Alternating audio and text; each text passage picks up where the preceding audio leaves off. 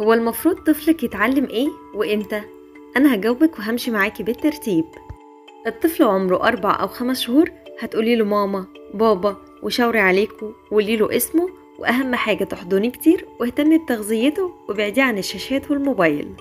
في عمر السنة والسنتين اتكلمي معاه اكتر علشان طفلك يتعلم ويقول جملة من كلمتين و3 كلمات، وعرفيه اساميكم وبرضه ابعديه عن الشاشات والموبايل. من عمر السنتين لل3 سنوات عرفيه أجزاء جسمه، وكمان قوليله أسماء الحيوانات والطيور وأصواتهم، وعلميه أسماء الخضروات والفواكه اللي بياكلها وألوانها ايه، وعلميه أسماء عيلته وقرايبه وأسماء الأدوات اللي بيستخدمها زي الكوباية والطبق والشوكة، وكمان عرفيه الأماكن اللي بيروحها ووسائل المواصلات اللي بيركبها.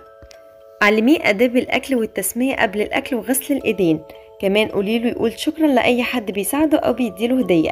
وأهم حاجة في الفترة دي إننا هنعلمه إزاي يأكل نفسه ويقلع الحفاض.